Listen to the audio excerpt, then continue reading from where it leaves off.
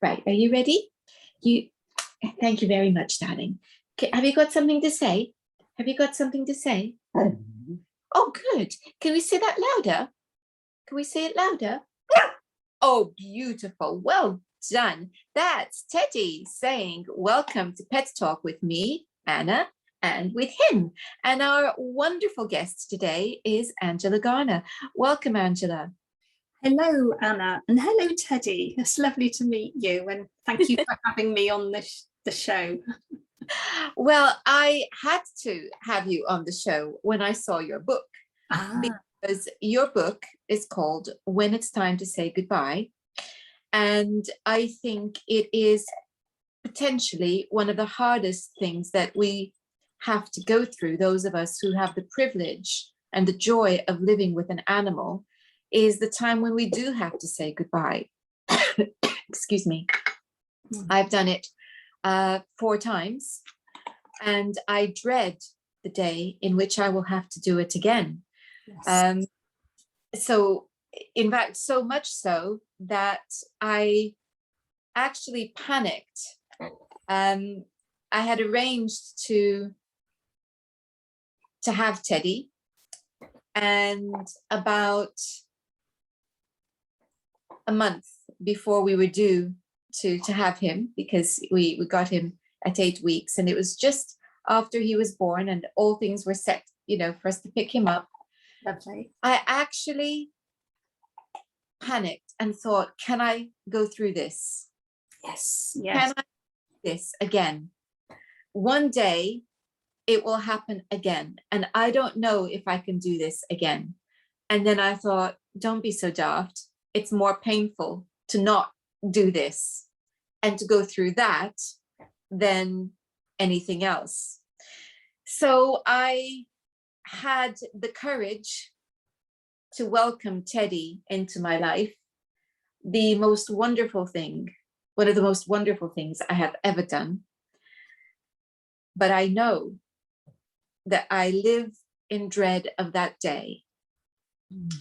So your book speaks to the heart of everyone who loves their pet or their furry, feathery family member. Tell us a little bit about why you did it and what it is that you do. Right, yes. I know it's like such a difficult area to talk about, Anna. But as you say, it's an incredibly important one for those of us who, invite and care for these other beings in our family. And really, my journey goes back to bereavements, when I was young, very young. And then later on, I became a nurse. So I was dealing in end of life, bereavement issues. And then later on, alongside this was a strong interest in animal welfare and caring for pets when I could. And then fast forward some years, when I had my own home and it was possible to have pets, very quickly the house seemed to fill up with a lot of waifs and strays, feathered and furred. And I began to progress into learning more about end-of-life issues. And it became a natural progression to actually specialise in pet bereavement support, because I could feel so keenly the importance of this area and how people we can really suffer, as you have said, Anna, at the end of a pet's life. And it needs thinking about, it needs support, it needs love, both for us and a companion animal who is coming to his or her lives. Your book. So gradually, really, sorry. Sorry. Your book, parts of it are like a workbook to help people to process, because it's divided into the area that of what we have to deal with before that moment, and then we would talk about after they've passed. And I think it's a blessing that we are able to have euthanasia for our pets, but it's also a curse because it feels like we're having to play God. And I've only had to do it once. I've been very lucky because, very lucky, of the 4 deaths, only one did we actually have to actively make that choice. And I remember, interestingly, it was my partner about a week before, and I had not picked up any signs that there was anything wrong with our cat, Honey. She was an elderly lady, and I knew that it would be sooner rather than later. We might be talking a year, I thought, rather than years. And she had only been with us for about 9 months, because she came to us already very elderly and fragile. But I thought maybe we would have her for a year more. And my partner said to me one day, you need to start talking to vets to see who would be willing to come home, to come here, because I think it's going to happen. And I was really shocked. I don't know that he knows how he knew, but that day I started to ask around, and I did find a lovely, lovely vet to whom we will always be grateful. Well, within the space of about 4 days, I had been out at work and came home, and he said, you know, I think she's going a little senile. She keeps bumping into things suddenly. The next morning, I was standing in my kitchen and I looked at her. I was watching her and I thought, no, she's not senile. She's gone blind. We think she'd had a stroke. Right. So I called the vet, and she also was deaf, by the way. She already was deaf. I phoned our lovely vet, and she said, well, you know, give her, you know, a little time because she may adjust. 24 hours later, Sunday morning, I'm standing in my kitchen, I'm watching her, and I saw her give up. I saw her actually, she was trying to get somewhere, and we had made everything as easy as possible for her. We had moved anything that wasn't essential. We kept everything in the same place. But I saw her, she was just exhausted from the trauma of it all. And she just stopped walking, and she didn't sit down like in a normal way. It was like she flopped down, like it was just too much of an effort. And the next day, she, you know, I phoned the vet straight away, and she came the next day. It was a very long 24 hours waiting for the vets to come. Yes, yes. Because she deteriorated. That was the moment at which she was ready to go. And unfortunately, it was a Sunday mid-morning, and we had to wait until the following day. We did what we could to minimize any suffering. And it seems to us, and in fact, it seems to us that it was more of an emotional distress than anything else, because she would go into panic mode, and I would cradle her in my arms and reassure her. And I think, so that was that day, but by the next day, the day in which she actually passed, her body had also deteriorated. Right. And our vet, you know, we were literally looking at the clock all day, and we were just with her the whole time. We didn't leave her. And yes, the vet came and she confirmed what we thought, and that's how she passed. So we could have said, the minute I found the vet, let's do it now. But I couldn't see a reason to. And I wanted the timing to be that we weren't. And here's the thing that I think everyone listening to this who's been through this is going to relate to: the feeling of killing them. There's a difference between feeling like you're killing your beloved animal and that you're easing its passing. There's a very big difference. One is led by the animal, the other one, you're making the decision. And in this instance, because there wasn't pain that we could see, it made it very hard for us to say, well, let's do it right now. And that's the fine thing. I don't know that there was a right or wrong moment here. I know that by the time the vet came, it was definitely the right moment. And in fact, if we'd had the choice, it would have been on the Sunday morning straight away when I saw her give up, because I knew in that moment that was when, and that would probably have been the best thing. But taking her, so people might ask, well, why didn't you just take her to a 24-hour? No, the stress would have been far too great. We wanted her to have as comfortable a passing as possible, and she did. Despite everything, she did. So this is a very tricky thing, and I'm sure you're recognizing my story as I tell it.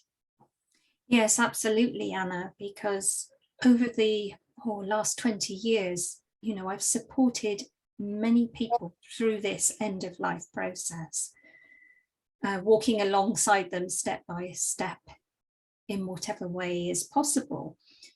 And it's never straightforward, you know, unless there's an emergency where the vet says, look, you know, this in like a road accident or something, or a colic, severe colic in a equine. There's often this time leading up to when it is time to say goodbye. That's when it's often unclear. We're trying to read the runes of this. We're trying to be sensitive to what's needed, and at the same time having to process our own distress and emotions that naturally go with this. And in the book, what I've wanted to do is to accompany somebody through this, especially when it's quite a long lead in, you know, like a elderly pet with failing health. And where each day, you know, it's so easy to find yourself like looking up and thinking, are they eating enough? Are they really slowing down? Oh, you know, my dog doesn't want to go out for a walk. That's unusual. You're watching for all these signs. And it's, where possible, so important to try and have a good, open communication relationship with our vets, so that we know what questions to ask, which is why I've got some activities in the book to help people know what to ask the vet, rather than be there and be completely overwhelmed by what the vet's saying, and coming out of the consultation, I didn't ask anything, because it emotionally it's overwhelming often. And they can actually help us, guide us to, you know, say what symptoms would show that the pet is becoming distressed and suffering in some way. Because there's pain which can be quite obvious, not always, but there's other suffering as well. Like you said about Honey, with the loss of vision and the confusion that causes. And my own beloved dog, who died last August, again, there was that decline in health, sight loss coming in. So it's like a day-by-day quality of life assessment. But, you know, we need guides for this. We can't just guess. Now, your partner had a strong instinct, and I think that was marvelous to listen to that, because that's part of us that we can listen to, as well as the knowledge and information and advice and counsel from the veterinary professionals. So it's like we're using our own faculties, where we need to find out what questions to ask so that we can make that decision. And I've always been of the mind that it's a little bit too soon is better than leaving it too late. But it is a fine line. And we do end up with this conundrum of, you know, holidays, times when the vet office isn't open, the weekends, like you were saying. So that's why it's really helpful for people to have understanding of what is available on the weekend if it's needed in an emergency. From what you said, you were able to be with Honey in a companioning, supporting, loving way. And I totally understand, you know, cats particularly find visits to the vet very stressful, because they're like going outside of their normal territory. Dogs can be, and other pets it can be, but yeah, particularly cats. I know so many people have said there's no way. Even our first cat, we ended up finding a vet that did home visits. That because she was so absolutely terrified of going in a car, let alone then the experience of going to the vet. Yeah. So it was so, and Honey was so delicate and fragile from the day she arrived. She had a thyroid condition we discovered. And so she was so fragile. When we first saw her, we thought she was a kitten. You know, she was small and very kitten-like in her appearance.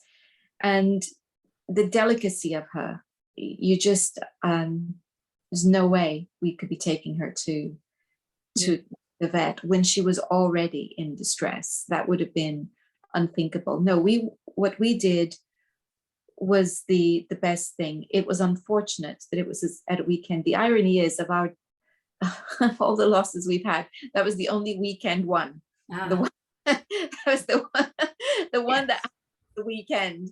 And it was just so unfortunate that was the case.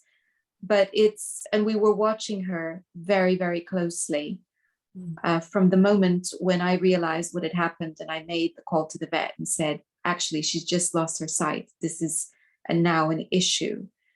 To the vet saying to us, well, she may adjust because cats can. And I said, but she's deaf. And she said that she might yet still. So let's just give her a little bit more time. From that, you know, it was just a very quick, Honey just didn't have it in her to fight. Yes. You know? Yes. She just had it in her to say, you know, I don't have to panic. I don't have to panic. You know, I can take my time. I can find my way around. But no, she just couldn't. And that was the 24 hours later, I saw her flop, as I said, and that was the moment. And I knew absolutely that we had to be with her every moment from that time on, and we were. Yes, which we were. You know, what a service. You know, Honey came into a loving home that was able to be supportive at that very crucial transition time. So, you know, it feels very honourable, right? I say, yeah. Yeah, it does. It's difficult to speak without becoming emotional, and everybody will know what that's like. So this is the wonderful thing. Your book actually is useful because at a time when we are least capable of thinking logically. It's like a little prompt that says, okay, just write this down, take it with you to the vet, and then you'll know what to ask. You don't have to think, it's there. And then just listen to what the vet says, and that's the answers, because this is the way to work through this. And actually, I'm a therapist myself, and I've helped clients go through this process, of, okay, so this is what you need to be thinking about when you're going in, and so on. So it's a very, it's so vital, because that it's such an intense time. Talk us through a little bit about what to do after. How do you help people who have just lost or had to say goodbye to their beautiful family member? Yes, that's when the finality kicks in. And I would say there's more often than not an element of shock, even if it was expected. And it's very important to allow time for oneself to come through that. And as we know, Anna, this grief is not something to get over. And it's something that we work through, we process. It needs time. And during those initial days, weeks, however it affects us, we are quite vulnerable. And I do say to people, look, you might want to do what you can to protect yourself at this time. And if you've got to go back to work or something, I mean, it's not quite such a thing in this current situation. A lot of people working from home, which is what you ideally would do in the grief situation. But it's to try and have a think about how you're going to deal with other people who may not actually understand what you're going through. Because, for instance, some people, they say, well, nobody understands at work. So, I would say, well, would you prefer to say you're just not feeling very well at the moment, rather than try and explain, because the emotions are so raw. And also we have all the side effects of grief, which is, not being able to sleep properly, feeling a bit sick, perhaps not wanting to eat. There's all this going on, and it's very difficult if we got to try and look normal for people. So I would say to try and give ourselves the space we need to feel what we feel. That is not as easy as it sounds, because the grief can be overwhelming. And it can come into our minds that it's like, I'll never get through this. However, emotions are finite, so it's like comes in waves, and those waves are like we're in the ocean and it overwhelms us, but it does settle down. It might be for a few minutes, it might be for a couple of hours or whatever, but there are these waves, and when it settles down just for a while, then we can sort of be with the quietness of it, try and do something to look after ourselves, try and have something to eat. And so it's actually allowing the different phases of this grief and to come through that shock. And the shock can make us feel completely out of sorts. We can find anger, disbelief, all kinds of emotions rising, irritability, because we are very vulnerable. And it's quite difficult to watch the world going on as normal when our world has been shattered. Yes. And I think too, I think one of the harder things is in dealing with bereavement, and of course this is everything we're saying applies to the loss of a friend that's a human friend, a human family member. It's exactly the same process. And one of the hard things is that feeling of guilt, because it's especially so if we're involved in that latter part of life. If only I had done this, if only I had done that. And it's, I think, particularly if it's an animal, because we are so used to being responsible for them. You know, the thought that perhaps, you know, I could have done something better. That's a very tempting lane to walk down, and it is a dead end. It is a dead end to, you know, and very, very destructive, I think. So what would you advise people when they find that their thought patterns are heading in that direction?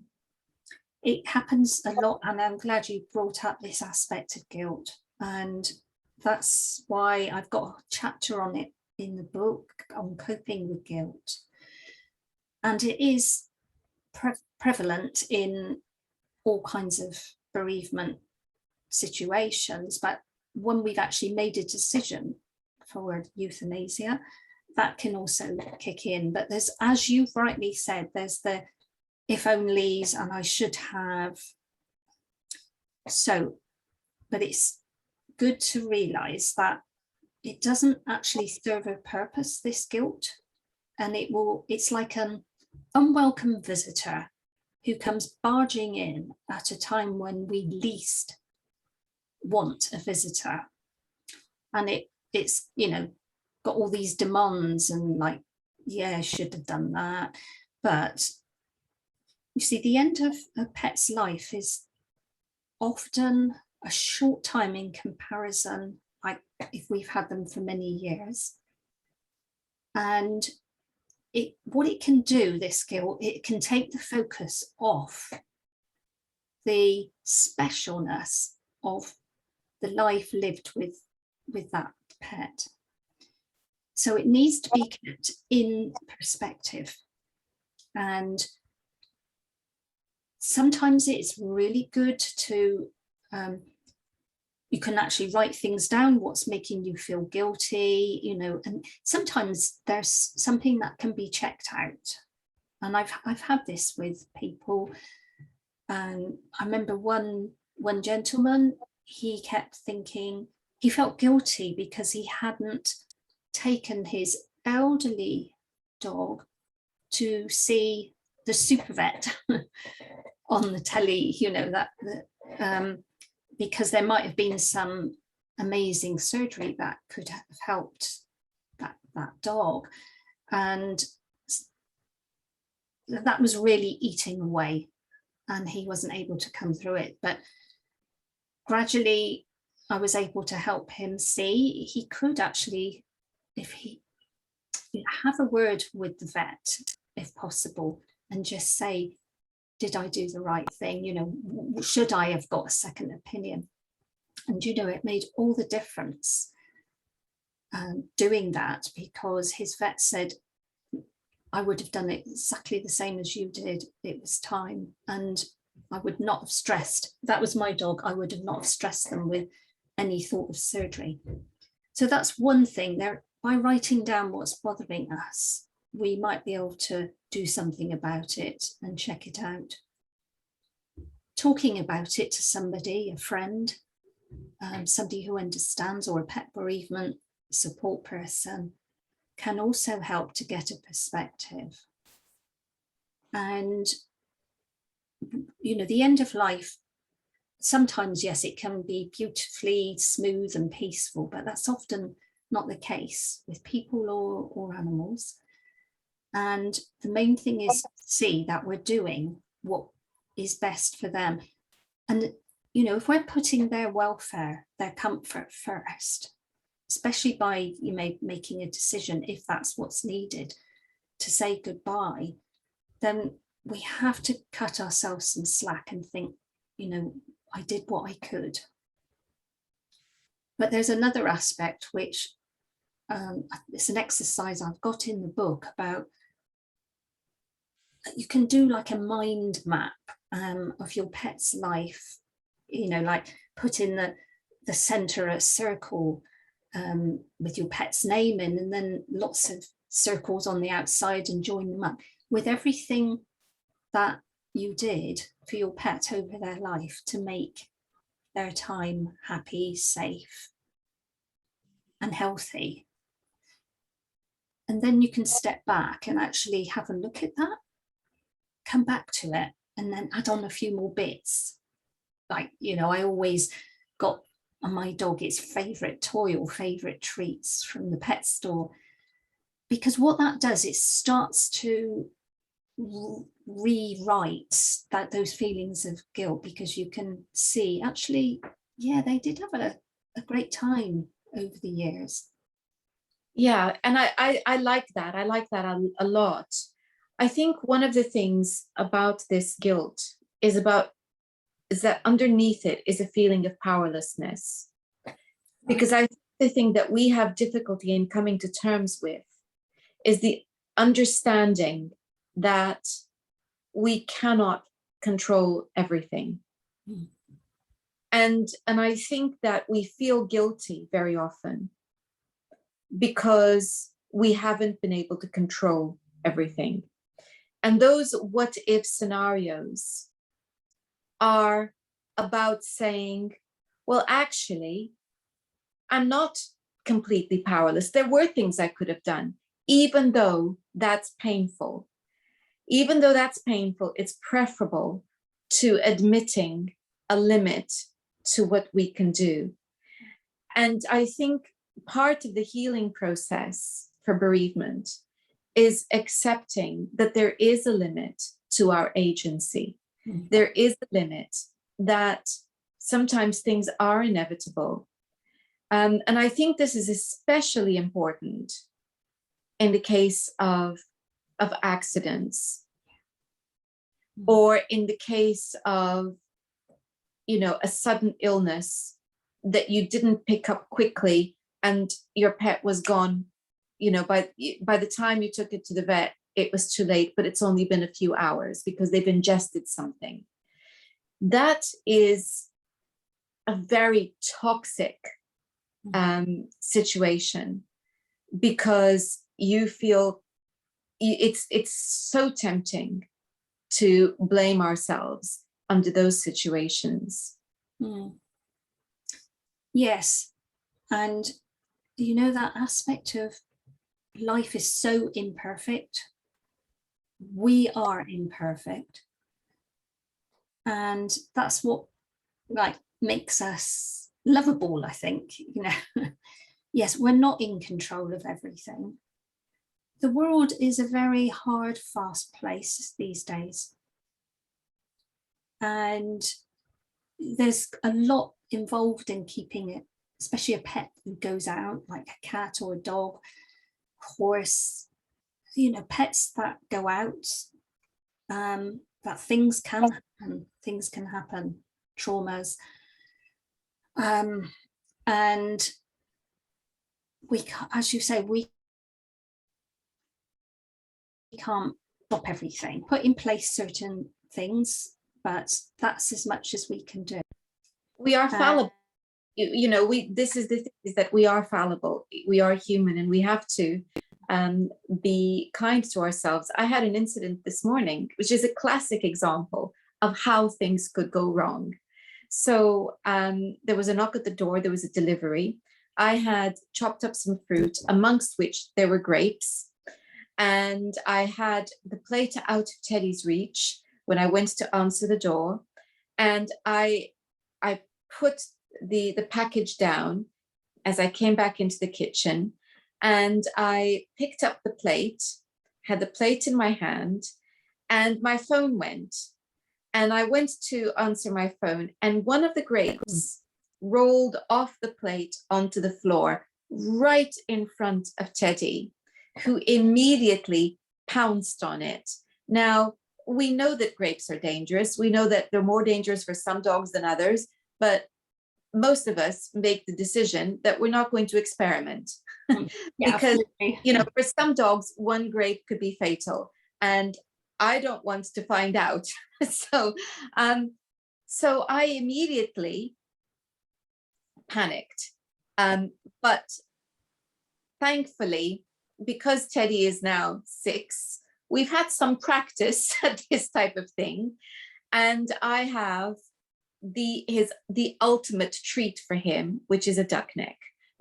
I always have one on my person, no matter where I am, in case of an emergency. And it was one of those emergencies. And I just said the magic words, because I've taught him the magic words. And I just said the magic words, and it just slowed him down, because he had to think, right, okay, is this more precious than what's being offered to me? And because he hesitated, and I could see this grape was about to go down, down his throat, I did something that I would never normally do. I put my hand in his mouth, and he actually opened his mouth to help me, and I got it out. Wow.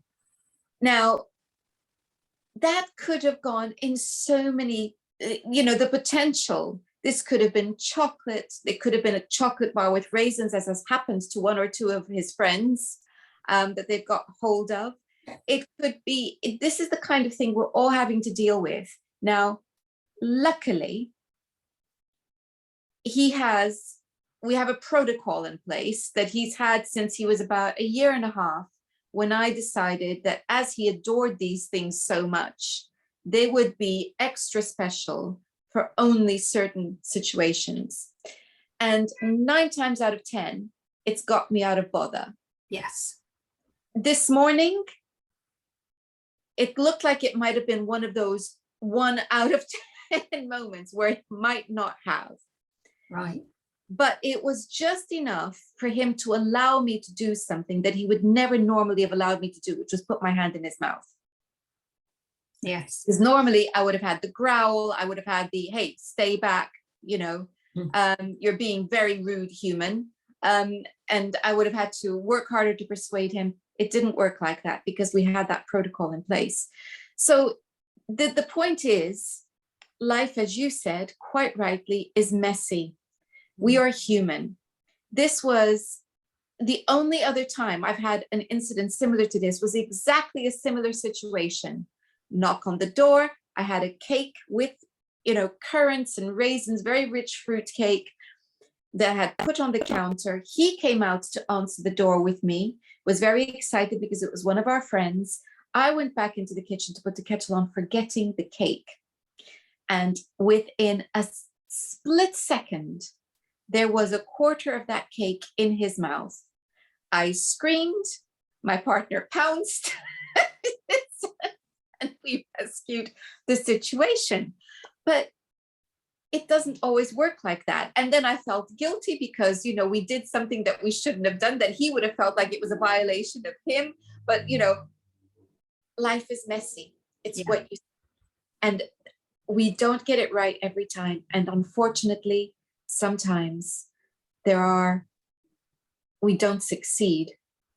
We don't succeed. Yes, that's right. You see, in what you said, Anna, you had thought about things and put something in place with the duck. Yes, I'm trying not to say it because it gets was it absolute favorite, absolute favorite. So you've thought about it, and you've got like a plan, a contingency plan of somebody else might train a dog to give. I've never had much success with ours. Yeah, that's exactly it. Teddy does give. Yeah. He's got something he really, really wants. Yeah. Yes, that's right, because they seem to know it's something they shouldn't have. So it's like, yay, I love it. I know with Rufus, our previous dog who died last year, something I learned to do very early on is, because he was picking up all sorts of things and swallowing them, stones. I mean, he was in the vets really ill at one point, and I learnt to open his mouth and shake gently so that things could fall out. And that got him out of a lot of danger. But with my current dog, who's so tiny, it's not so easy. But yeah, so we having things in place to safeguard. It's safeguarding, really, isn't it? It is. And that's the point, is that, you know, you can have as many protocols in place to safeguard against potential danger, but you just don't know. You just don't know. And that's so I think the message here that you and I are trying to give to anyone who has been in this situation and is torturing themselves over failure is that you can have as many protocols in place as you like. And sometimes it does not work. Yeah. Sometimes it does not work. Teddy has had to go to the vet once, thank goodness, once in 6 years, to be made to throw up because he'd ingested I think it was a Garibaldi biscuit. Right. You know, with currants in it. Yes. And that's, you know, we're lucky, but it's just, you cannot continue to torture yourself when you've turned your back for a second. These things happen in seconds. And sometimes, as I said before, and I just recently heard a story in which a dog had thrown up twice, and there was pink in the vomit. And by next morning, he was gone. And his guardian is in absolute torture over this. And I think what happened, because she should have gone to the vet. And yes, maybe that would have made a difference. Maybe that would have prevented things. But she's human. And what she did is she froze and didn't want to believe that there was something very badly wrong. And she wasn't prepared for the possibility that if there was something very badly wrong, her dog could deteriorate so quickly. Yes. We don't know. It's very possible that, yes, something could have been done, but maybe that's not true. And either way, we have to allow for human frailty. And all of us have that. So I think what you suggested is a beautiful idea, to have that reminder that you did wonderful things for your beloved animal. You did wonderful things for them. I also recommend that there is a celebration of that time. And one of the things that I've done with, it's funny because I never had pictures out I didn't really have any pictures out for some reason. But as soon as one of our pets passed, the first thing I would do is I would sit and create a photo album. And then, you know, have some favorite pictures in frames, because that's my way of processing and honoring the time together. So that's something else that you might like to do. Sometimes it's too raw to do immediately. Yeah. It's too raw to do immediately. And I think, what do you suggest in terms of, because for humans, we've got it sussed. We have the burials, you know, the cremations, we have memorials, you know, we have, we've got that, you know. What do you suggest be done with pets? In memory of them? Well, just in those early days. Early days, right. We don't have formal, you know, funerals or anything like that. So what do you suggest? Yes, it is very individual how somebody wants to do something, but by marking that life in some way with something particular, and it could be ceremonial or practical. People do all sorts of amazing things. One friend of mine, she didn't do it immediately, but later on when she could, she knitted a life-size greyhound in memory of her beloved dog Nelson. And so that's kind of like putting the love into something. People, you know, can, if it's not always possible to bury a pet in our garden, you know, if we don't own the garden, or it's just not the space, or there's a lot of concrete, and then but there's things we can do, like, you know, a special tree in a pot with a lovely little plaque on it, or a pebble that we paint, something to pour that honor and love into. People can have paw prints done, something like that.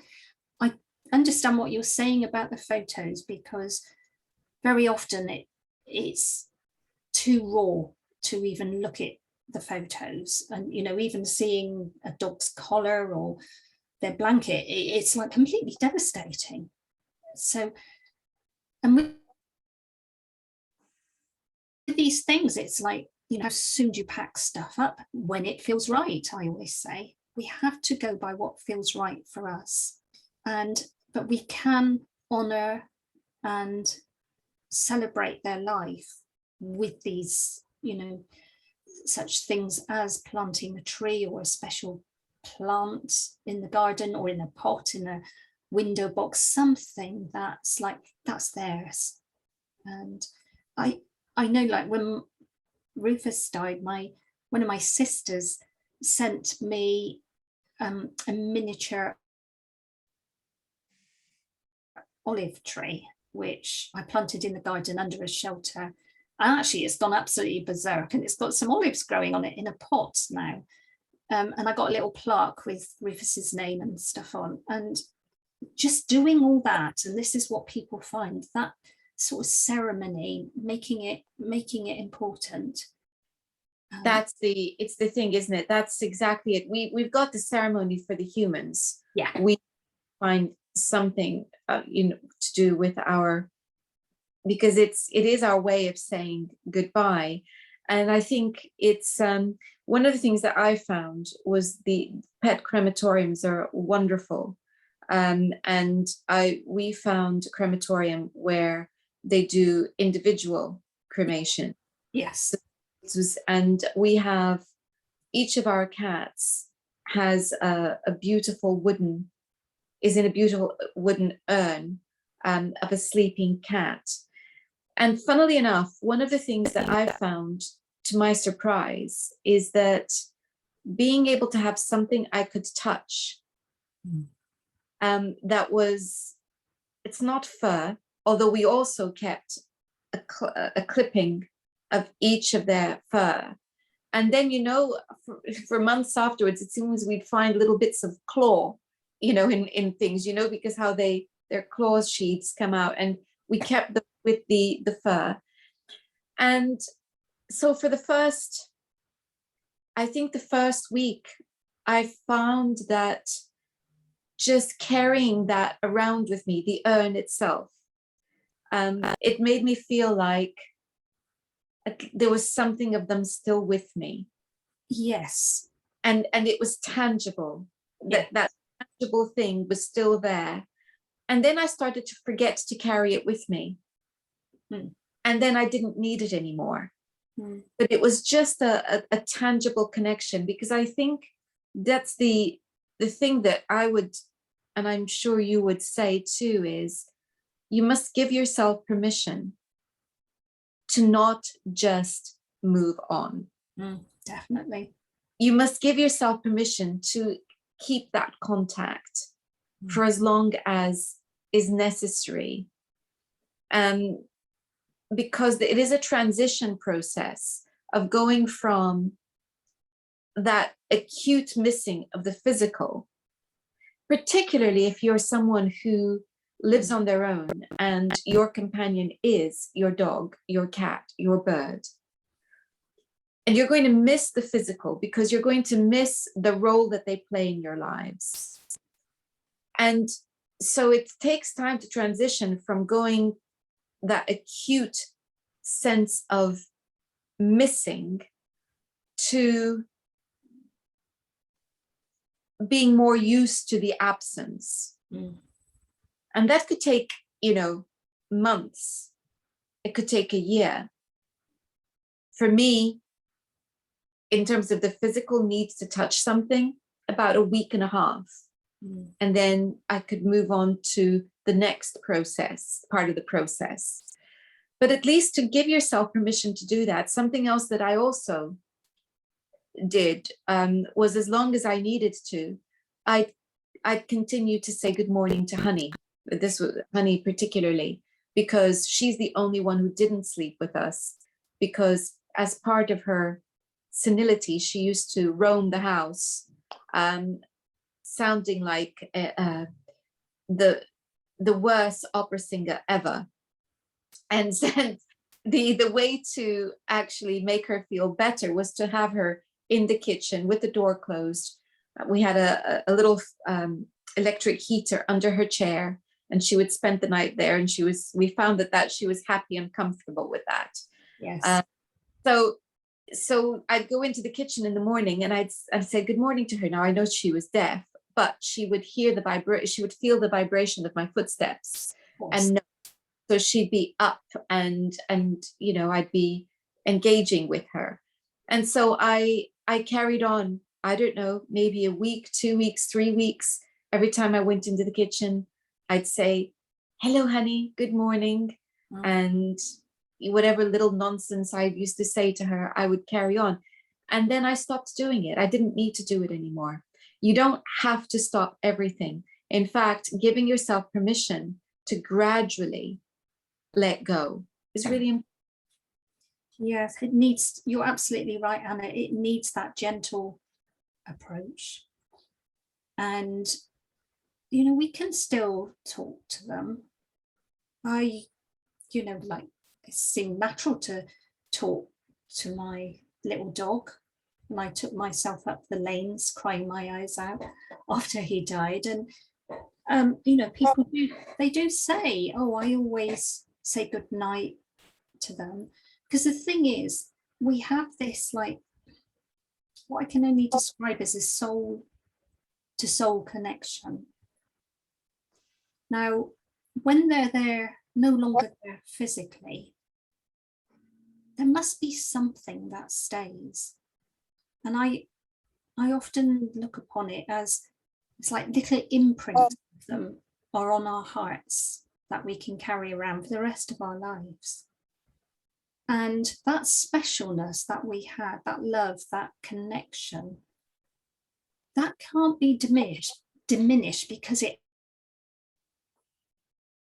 actually happened. And nobody can take that away from us.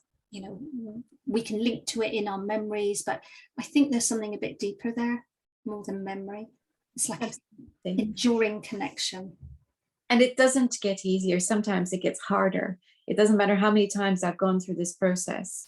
And I think probably it gets harder. For me, it's got harder. Each time it's got harder. I can't even begin to think about the next time I'm going to go through this, because it will be Teddy. And that must never happen as far as I'm concerned. So in many respects, it gets harder. But it is a process, and we do get through it. And as you have said, with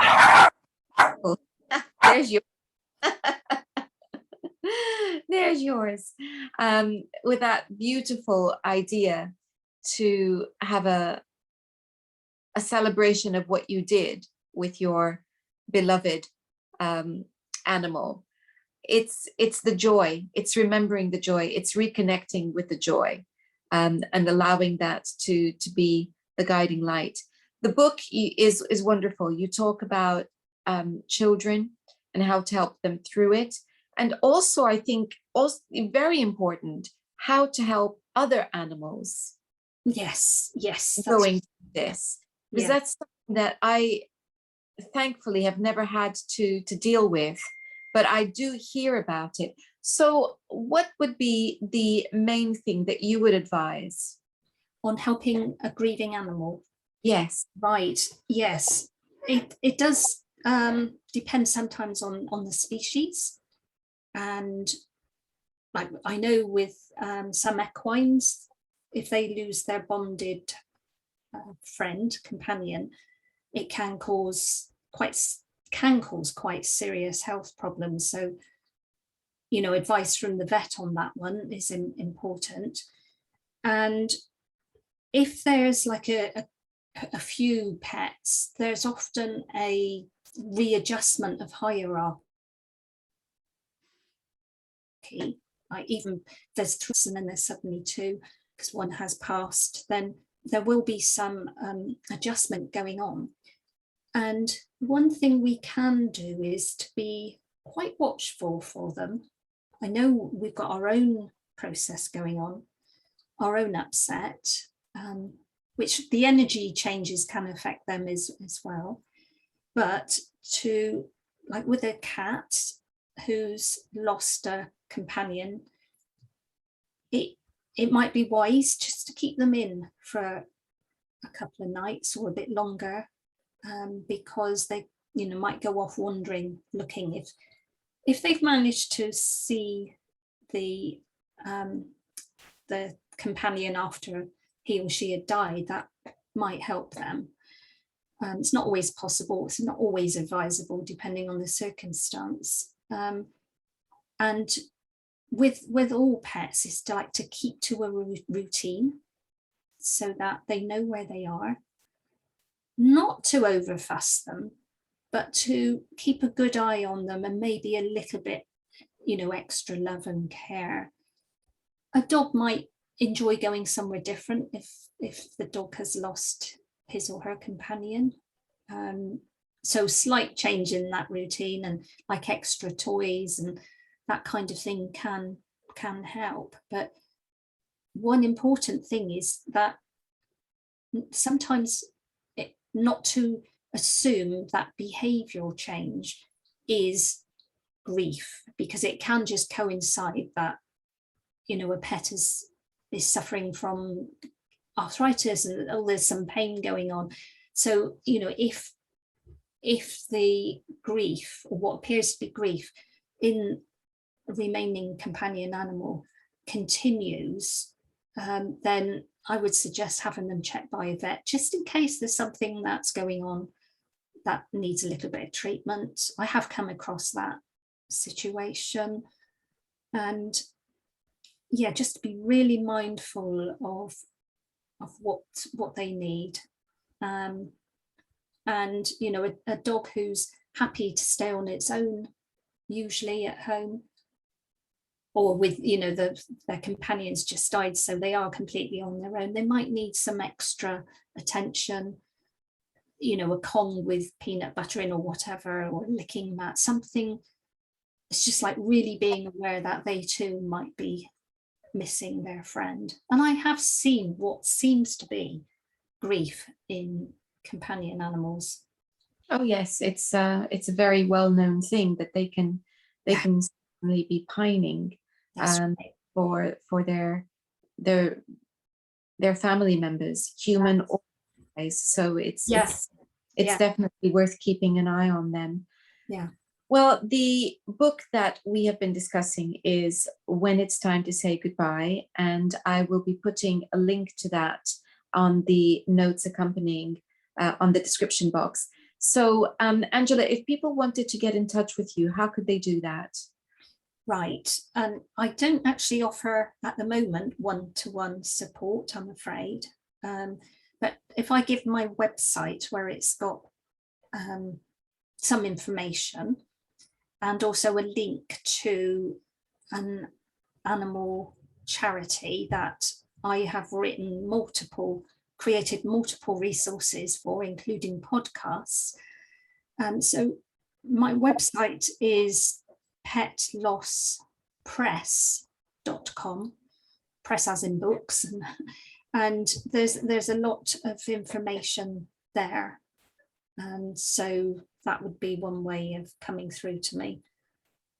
Well, I will be sure to include a link to that on the description box as well. Angela, thank you so much for joining us on Pet Talk today. Thank you for bringing up this important area. And thank you for watching. Next time, we're going to be looking at enrichment for your dog, wonderful enrichment activities. Until then, do remember to subscribe and do share. Goodbye.